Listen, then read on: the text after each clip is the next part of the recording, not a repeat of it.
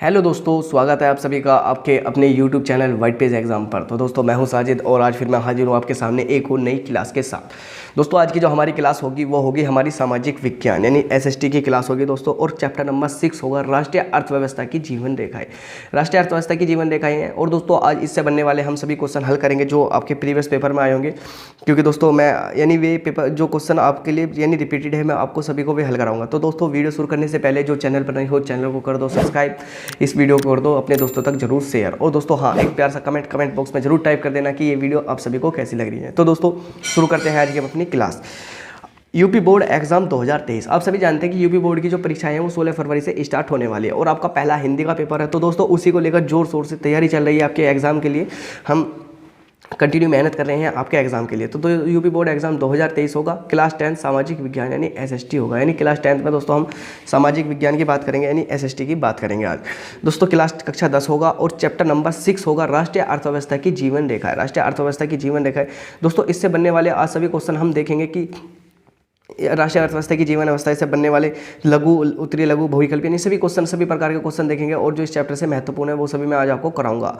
तो दोस्तों आप सभी वे क्वेश्चन है जो बोर्ड परीक्षा में पूछे गए यानी दोस्तों आप सभी यानी मैं वे क्वेश्चन लेकर आ रहा हूँ जो 2012 से लेकर 2022 तक आए हुए हैं। तो दोस्तों 2012 से 2022 तक मैं आप सभी को रिपीटेड क्वेश्चन करा रहा हूँ। तो दोस्तों आप सभी जानते हैं कि हमारे चैनल पर कक्षा 10 और कक्षा 12 के कंप्लीट सिलेबस की तैयारी कराई जा रही है, वो भी चैप्टर वाइज। तो दोस्तों अगर आप ये सभी वीडियो देखना चाहते हैं तो आप डिस्क्रिप्शन में चले जाइए, मैं उन सभी वीडियो का प्लेलिस्ट का लिंक डिस्क्रिप्शन में दे दूँगा। आप जाकर अपनी तैयारी को और भी बेहतर कर सकते हैं महत्वपूर्ण क्वेश्चनों के साथ में। तो दोस्तों आप सभी जानते हैं टारगेट 3 मार्च 2023। आप सभी जानते हैं कि हमारा जो इसका यानी सामाजिक विज्ञान का पेपर है वो 3 मार्च को यानी सबसे अंतिम पेपर होगा। और दोस्तों हम इसके 70 नंबर के लिए आपके बिल्कुल कंटिन्यू आपके साथ मेहनत कर रहे हैं। तो दोस्तों आप भी इसी तरह से लगे रहिए। यानी 3 मार्च 2023 70 नंबर आपके बिल्कुल पक्के होंगे दोस्तों अगर आप कंटिन्यू मेहनत करते आ रहे हैं। तो दोस्तों शुरू करते हैं आज की हम अपनी क्लास। व्यापारी किसे कहते हैं? क्वेश्चन है कि व्यापारी किसे कहते हैं। 2019 और 22 में पूछा गया कि व्यापारी किसे कहते हैं, व्यापारी से क्या आशय है। तो दोस्तों जो व्यक्ति उत्पाद को परिवहन द्वारा उपभोक्ता तक पहुंचाता है उन्हें व्यापारी कहा जाता है। यानी दोस्तों समझिए क्या कहना चाह रहा क्वेश्चन। उसने पूछा कि व्यापारी किसे कहते हैं।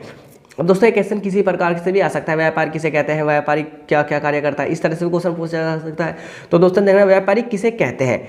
तो जो व्यक्ति उत्पाद का मतलब जो वो बना रहा है जो चीज़ हमारे पास बन के तैयार होगी, उत्पाद को परिवहन द्वारा, उत्पाद को परिवहन का मतलब यानी बस से, कार से, मोटरसाइकिल से, गाड़ी से, ट्रक से, डब्बर से, दोस्तों कुछ भी हो सकता है, द्वारा उपभोक्ता तक पहुंचाते हैं।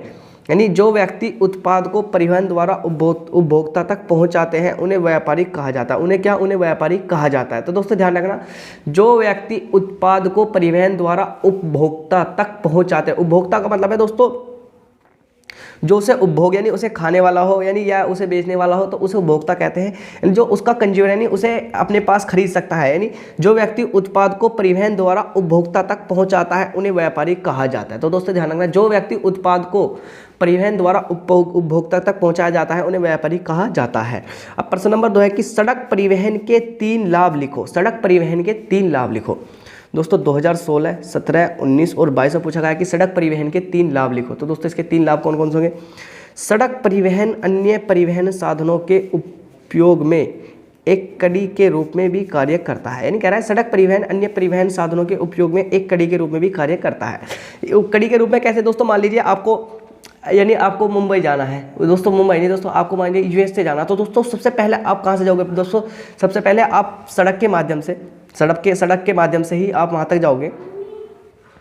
सड़क के माध्यम से ही दोस्तों आप जाओगे पहले तो, यानी एयरपोर्ट तक तो सड़क के माध्यम से जाओगे दोस्तों। अगर आप मान लीजिए कि आपको पानी से सैर करनी है तो दोस्तों पहले आप सड़क के माध्यम से ही तो जाओगे पहले। तो दोस्तों ये कह रहा है कि सड़क परिवहन अन्य परिवहन साधनों के उपभोग में एक कड़ी के रूप में कार्य करता है। अब जैसे सड़कें रेलवे स्टेशन वायु एवं समुद्री पत्तनों को जोड़ती है, ये कह रहा है ना, सड़कें रेलवे स्टेशनों वायु एवं समुद्री पत्तनों को जोड़ती हैं। अगर आपको जहाज में बैठना, हवाई जहाज में बैठना, पानी के जहाज में बैठना दोस्तों पहले सड़कों से होके तो गुजरना पड़ेगा ना, के रूप में करती है। अब कह रहा है कि सड़कों की निर्माण लागत कम होती है। यानी जो सड़कें होती हैं वो सड़कों की निर्माण लागत क्या होती है, सड़कों की निर्माण लागत कम होती है तथा यह ऊबड़ खाबड़ भूभाग पर भी बनाई जा सकती है। सड़क दोस्तों ऊबड़ खाबड़ भूभाग पर भी बनाई जा सकती है। यानी यह घर पर सेवाएं उपलब्ध कराता है, यानी घर पर सेवाएं उपलब्ध कराता है तथा सामान चढ़ाने व उतारने की लागत भी अपेक्षाकृत कम होती है। दोस्तों मान लीजिए आप जब सड़क से कोई परिवहन करते हैं तो दोस्तों उसकी लागत कम होती है। अगर आप वायुयान से या जलयान से वो करेंगे तो दोस्तों उसकी लागत थोड़ी ज़्यादा होगी। तो वही तो कह रहा है, यह घर पर सेवाएं उपलब्ध कराता है। दोस्तों आप सभी जानते हैं कि प्रत्येक सड़क अब हर घर से जुड़ी हुई है, तो दोस्तों अब ये घर तक भी सेवाएं प्रदान करा सकता है। अब हवाई जहाज तो तुम्हारे घर के सामने आके नहीं रुक सकता, जो पानी का जहाज है वो तो आपके सामने घर के आगे सामने नहीं रुक सकता, लेकिन जो आपकी बस है, आपकी मोटरसाइकिल है, आपकी कार है, आपकी ट्रक है, ये सब आपके घर के सामने तक आसानी से आ जाते हैं।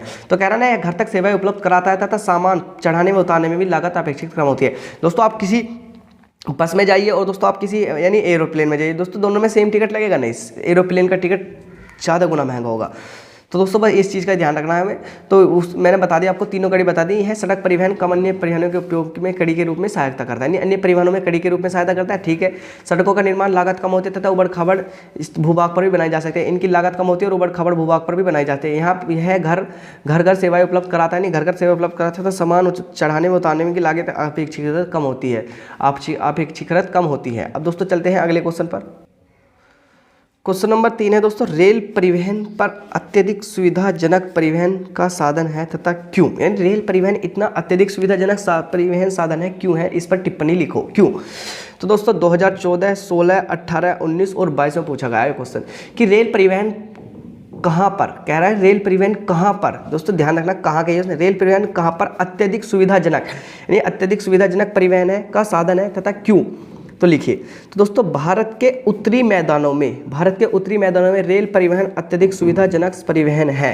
कहाँ उत्तरी, भारत के उत्तरी मैदानों में। उत्तरी का मतलब दोस्तों उत्तर प्रदेश हो गया, उत्तर प्रदेश के बाद में दोस्तों जैसे बिहार हो गया, बिहार के बाद में जैसे हरियाणा हो गया, हरियाणा मध्य प्रदेश हो गया, छत्तीसगढ़ हो गया, झारखंड, पश्चिम बंगाल, इनमें ही तो कह रहा है दोस्तों, इनमें कह रहा है कि भारत उत्तरी मैदानों में रेल परिवहन अत्यधिक सुविधाजनक है परिवहन है, क्योंकि उत्तरी मैदान अपनी विस्तृत समतल भूमि, सघन जनसंख्या घनत्व संपन्न कार्य, कृषि व प्रचुर साधनों के लिए परिवहन के विकास में वृद्धि सहायता करता है। यानी एक बार वो समझिए, यानी भारत के उत्तरी मैदानों में रेल परिवहन अत्यधिक सुविधाजनक परिवहन है। यानी भारत के उत्तरी मैदानों में जो रेल परिवहन है ना, अत्यधिक सुविधाजनक साधन है, क्योंकि उत्तरी मैदान अपनी विस्तृत समतल भूमि, यानी जो उत्तरी मैदान है अपनी समतल भूमि, सघन जनसंख्या व घनत्व संपन्न कृषि व प्रचुर संसाधनों के कारण रेल परिवहन के विकास वृद्धि में सहायता होते हैं। दोस्तों आप सभी जानते हैं कि जो उत्तर में है, दोस्तों मान लीजिए ये कह रहा है ना, क्योंकि उत्तरी मैदान अपनी विस्तृत समतल भूमि, यानी एक तो विस्तृत समतल यानी बिल्कुल सपाट भूमि है दोस्तों, उसके बाद में सघन जनसंख्या, सघन का मतलब बहुत सारी जनसंख्या। आप सभी जानते हैं उत्तर प्रदेश, राजस्थान, झारखंड, बिहार, पश्चिम बंगाल, इनमें जनसंख्या बहुत ज़्यादा है। तो ये कह रहा है ना, विस्तृत भूमि, सघन जनसंख्या घनत्व संपन्न कृषि, यानी दोस्तों यहाँ कृषि भी अच्छी खासी हो जाती है, प्रचुर संसाधनों के कारण रेल परिवहन के विकास में वृद्धि में सहायता करता है, रेल विकास में सहायता करता है। यानी किस लिए उपयुक्त है दोस्तों, क्योंकि अगर आप मान लीजिए कि यहाँ सबसे ज़्यादा जनसंख्या है, यहाँ की सड़कें, यानी जो बिल्कुल भूमि भी समतल है दोस्तों, भूमि समतल होने के बाद कृषि व प्रचुर संसाधनों के कारण यानी कृषि भी अच्छी खासी हो जाती है। तो दोस्तों जब जहाँ ज़्यादा जनसंख्या होगी तो दोस्तों जनसंख्या ज़्यादा से ज़्यादा ट्रेनों में सफ़र करेगी। अगर दोस्तों यहाँ कृषि है तो दोस्तों एक किसान दूसरे स्थान तक कृषि अपना सामान ले जाने के लिए ट्रेन का उपयोग करता है, तो दोस्तों वहां तक जाने के लिए इनका उपयोग किया जाता है। अब दोस्तों अगले क्वेश्चन के लिए चलते हैं अगले पेज पर। व्यापार से क्या समझते हैं, स्थानीय व अंतर्राष्ट्रीय व्यापार में अंतर स्पष्ट करो। दोस्तों शायद मैंने स्थानीय व अंतर्राष्ट्रीय व्यापार मैंने आपको कराया, लेकिन वो किसके अंदर था दोस्तों, वो था हमारा कॉमर्स के अंदर। हम अब ये पढ़ेंगे दोस्तों, ये हमारा इसमें भी है, एसएसटी में भी है। तो दोस्तों 2016, 17, 19 और 22 में पूछा गया। तो दोस्तों व्यापार से क्या समझते हैं, स्थानीय व अंतर्राष्ट्रीय व्यापार में अंतर स्पष्ट करो, यानी स्थानीय व अंतर्राष्ट्रीय व्यापार में अंतर स्पष्ट करो। तो राज्यों व देशों के बीच विभिन्न वस्तुओं का आदान प्रदान व्यापार कहलाता है, यानी राज्य व देशों के बीच विभिन्न वस्तुओं का आदान प्रदान व्यापार कहलाता है, यानी राज्य व देशों के बीच विभिन्न वस्तुओं का आदान प्रदान व्यापार कहलाता है, यानी राज्य और देशों के बीच। यानी आप मान लीजिए राज्य का मतलब उत्तर प्रदेश हो गया दोस्तों, और उत्तर प्रदेश के बाद में मध्य प्रदेश हो गया, इनके बीच भी ये व्यापार कहलाएगा। और यानी उत्तर प्रदेश मध्य प्रदेश हो गया और दोस्तों यूएस हो गया, इनके बीच भी व्यापार कहलाएगा। लेकिन कौन सा व्यापार होगा वो देखेंगे।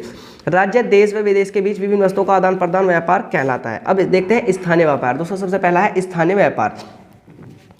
एक ही देश के अंदर विभिन्न वस्तुओं का आदान प्रदान स्थानीय व्यापार कहलाता है। स्थानीय व्यापार शहरों, कस्बों व गांवों में होता है। ये दोस्तों अगर आप भारत में हैं और भारत में ही किसी राज्य में अपना व्यापार कर रहे हैं तो दोस्तों कौन सा स्थानीय व्यापार होगा, कह रहा ना, एक ही देश के अंदर विभिन्न वस्तुओं का आदान प्रदान स्थानीय व्यापार कहलाता है। यानी एक ही देश के अंदर होगा तो स्थानीय व्यापार कहलाएगा। जैसे स्थानीय व्यापार शहरों यानी शहर में हो सकता है दोस्तों, आप मेरठ में हैं, मुरादाबाद में हैं, वाराणसी में हैं, लखनऊ में है, इन शहरों के बीच ये शहरी व्यापार होगा। दोस्तों कस्बे भी होते हैं, जैसे आपके यहाँ छोटे छोटे कस्बे होंगे, उनके बीच भी व्यापार होगा।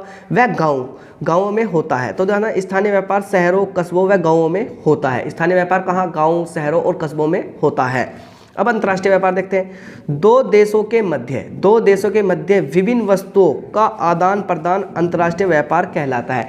ये दोस्तों जब दो देश होंगे, उन देश के मध्य विभिन्न वस्तुओं का आदान प्रदान क्या कहलाएगा, व्यापार कहलाएगा। दो देशों के मध्य विभिन्न वस्तुओं का आदान प्रदान अंतर्राष्ट्रीय व्यापार कहलाता है। यह समुद्री, हवाई व स्थानीय मार्गों द्वारा हो सकता है। तो दो देशों के मध्य विभिन्न वस्तुओं का आदान प्रदान अंतर्राष्ट्रीय व्यापार कहलाता है। यह समुद्री, हवाई व स्थानीय मार्गों द्वारा हो सकता है। समुद्र से भी हो सकता है, स्थानों से भी हो सकता है और मार्ग के द्वारा भी हो सकता है। तो दोस्तों ध्यान रखना, दो देशों के मध्य विभिन्न वस्तुओं का आदान प्रदान अंतर्राष्ट्रीय व्यापार कहलाता है। यह समुद्री, हवाई, स्थानीय मार्ग द्वारा हो सकता है। अब देखते हैं प्रश्न नंबर 5, स्वर्णिम चतुर्भुज महाराज मार्ग क्या है। दोस्तों 2016, 19 और 22 में पूछा गया कि स्वयं चतुर्भुज महाराज मार्ग क्या है। तो भारत सरकार ने दिल्ली, कोलकाता, चेन्नई व मुंबई को जोड़ने वाली 6 लेन वाली महाराजा मार्ग परियोजना प्रारंभ की। इसमें 2 गलियारे प्रस्तावित हैं। तो दोस्तों इसके समझिए क्या कह रहा है कि भारत सरकार ने दिल्ली, कोलकाता, दोस्तों दिल्ली यानी दिल्ली होगी राजधानी, कोलकाता हो गया हमारा क्या नाम लेकर है पश्चिम बंगाल में, कोलकाता, चेन्नई हो गया दोस्तों तमिलनाडु में, मुंबई हो गया महाराष्ट्र में, को जोड़ने वाली। यानी दिल्ली को दोस्तों, दिल्ली के बाद में चेन्नई के बाद में कोलकाता और मुंबई, यानी इन सभी को जोड़ने वाली परियोजना, इन सभी को जोड़ने वाली 6 लेन वाली महाराज मार्ग परियोजना प्रारंभ की। इसमें 2 गलियारे प्रस्तावित है, यानी इसमें 2 गलियारे बनेंगे। एक तो उत्तर से दक्षिण गलियारा, उत्तर से दक्षिण, जो श्रीनगर को कन्याकुमारी, श्रीनगर कहाँ है दोस्तों, श्रीनगर जम्मू कश्मीर में है सबसे ऊपर, और कन्याकुमारी कहाँ, नीचे तमिलनाडु में है।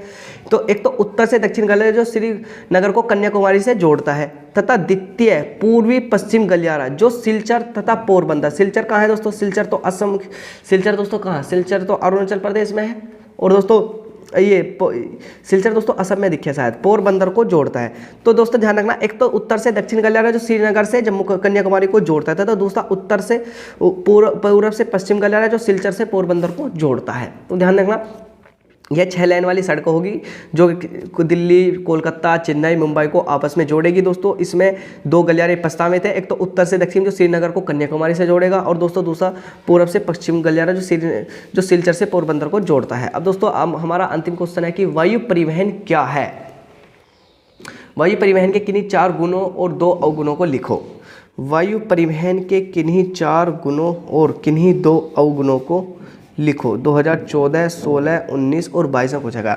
वायु परिवहन के किन्हीं 4 गुणों और किन्हीं 2 अवगुणों को लिखो। दोस्तों 2014, 16, 19 और 22 में पूछा गया। परिवहन के अन्य साधनों की अपेक्षा यह दूसरे स्थानों पर पहुंचने में बहुत समय लेता है, यानी बहुत कम समय लेता है। तो दोस्तों क्या करा, वायु परिवहन के किन्हीं 4 गुणों और 2 अवगुणों को लिखो। दोस्तों सबसे पहला इसका गुण क्या होगा, यह परिवहन अन्य साधनों की अपेक्षा यह दूसरे स्थानों पर पहुंचने में बहुत कम समय लेता है। दोस्तों मान लीजिए आपको यूएस से जाना है, यूएस से यानी आपको अमेरिका जाना, कहाँ से, आपको भारत से अमेरिका जाना है। तो दोस्तों आप सबसे पहले किससे जाओगे, आप कार से चले जाओगे, हवाई जहाज से चले जाओगे, पानी के जहाज से जाओगे। तो दोस्तों आप सीधी सी बात है कि आप एयरप्लेन से जाएंगे। तो ये कह रहा है कि परिवहन के अन्य साधन जो सड़क पर चलेंगे वो तो कार वगैरह होगी दोस्तों, जो हवाई जो आसमान में उड़ेंगे हवाई जहाज हो गया, जो पानी में चलेंगे यानी पानी का जहाज हो गया। तो परिवहन के अन्य साधनों की अपेक्षा दूसरे स्थानों पर पहुंचने में बहुत कम समय लेता है। दोस्तों इतनी जल्दी कार नहीं पहुंच सकती, इतनी जल्दी पानी का नाव नहीं पहुंच सकता जितनी जल्दी हवाई जहाज पहुंच जाएगा, यानी एयरप्लेन पहुंच जाएगा। तो दोस्तों यह परिवहन के अन्य साधनों की अपेक्षा एक स्थान से दूसरे स्थान पहुंचने में बहुत कम समय लेता है। विदेशी यात्रा के लिए सबसे सुगम परिवहन का साधन है। दोस्तों अगर आप विदेशी यात्रा कर रहे हैं, दोस्तों आप मान लीजिए आप जा रहे हैं पेरिस, तो दोस्तों आप पेरिस जा रहे हैं तो विदेश, आप पेरिस कारवार से तो जा नहीं सकते, बीच में पता नहीं कहीं बाढ़ आ रही हो, कहीं नहर कुछ हो रहा हो दोस्तों, कहीं तूफान हो, क्योंकि सब अलग अलग देश की अलग अलग जलवायु है। तो दोस्तों विदेशी यात्रा के लिए सबसे सुगम परिवहन का साधन है। दोस्तों अन्य परिवहन के साधनों की अपेक्षा इसमें कम दुर्घटना होती है। दोस्तों आपने कितना देखा कि एरोप्लेन कोई बाई चांस ही कोई 10-20 साल में एक बार एरोप्लेन के साथ घटना होती है। लेकिन दोस्तों जो कार होती है, जो ये नाव होती है दोस्तों, इनके साथ में घटनाएं होती रहती है। तो दोस्तों अन्य परिवहन के साधनों की अपेक्षा इसमें कम दुर्घटना होती है। यह परिवहन का सबसे आरामदायक साधन है दोस्तों। आप एक बार अपना टिकट बुक कराइए और आराम से फिर बैठकर घूमते फिरिए। दोस्तों आपने एक बार अपना टिकट बुक कराया और उसके बाद में आप दोस्तों आराम से सीट पर बैठे और आपको यानी आपकी मंजिल तक पहुंचा देगा। तो ये कह रहा है ना, यह है परिवहन का सबसे आरामदायक साधन होता है। अब दोस्तों इसके कुछ अवगुण भी हैं दोस्तों। इसके अवगुण देखेंगे, यानी अवगुण कैसे कैसे, इसके कौन कौन से अवगुण हैं। यह बहुत महंगा परिवहन का साधन है। दोस्तों आप सभी जानते हैं कि एरोप्लेन सबसे महंगा परिवहन का साधन है, क्योंकि दोस्तों हवाई पट्टी के लिए काफ़ी जगह की आवश्यकता होती है, इसलिए दुर्गम स्थानों में हवाई जहाज पट्टी नहीं बनाई जा सकती। तो दोस्तों बस इसके दो अवगुण है कि एक तो महंगा है और दूसरा इसकी हवाई पट्टी के लिए बहुत सारी जगह, क्योंकि दोस्तों हवाई जहाज ऐसा तो है ना कि आप उसे घर में बड़ा कर रख लो, हवाई जहाज बहुत बड़ा होता है, तो इसकी हवाई पट्टी के लिए बहुत ज़्यादा ज़रूरत होगी। और यह दुर्गम यानी जहाँ दलदली इलाका हो वहीं नहीं बनाई जा सकती दोस्तों, पहाड़ी इलाके में नहीं बनाई जा सकती, ये जो मैदानी इलाका वहीं बनाई जा सकती है। तो कह रहा ना, ये हवाई पट्टी के लिए काफ़ी स्थान की आवश्यकता होती है, इसलिए दुर्गम स्थानों पर हवाई पट्टी नहीं बनाई जा सकती, हवाई पट्टी नहीं बनाई जा सकती। तो दोस्तों यानी मैंने आपको जो इस चैप्टर से बनने वाले सभी क्वेश्चन करा दिए, जो हमारा राष्ट्रीय अर्थव्यवस्था की जीवन रेखाएं थी, मैंने आपको जो इससे बनने वाले सभी क्वेश्चन दोस्तों जो आपकी परीक्षा की दृष्टि से बहुत ज़्यादा इंपॉर्टेंट है, मैंने आप सभी वे सभी करा दिए। तो दोस्तों आई होप कि आपको क्लास अच्छी लगी होगी। दोस्तों अगर आपको क्लास अच्छी लगी हो तो आप हमारे चैनल को जरूर सब्सक्राइब कर दें, इस वीडियो को भी जरूर शेयर कर दें। और हाँ दोस्तों, एक प्यार सा कमेंट बॉक्स में जरूर टाइप करके जाना कि आप सभी को वीडियो कैसी लग रही है, पढ़ने में मज़ा आ रहा है नहीं आ रहा है दोस्तों। तो दोस्तों मिलते हैं अगली वीडियो में, तब तक वीडियो देखने के लिए आप सभी दोस्तों का दिल से धन्यवाद।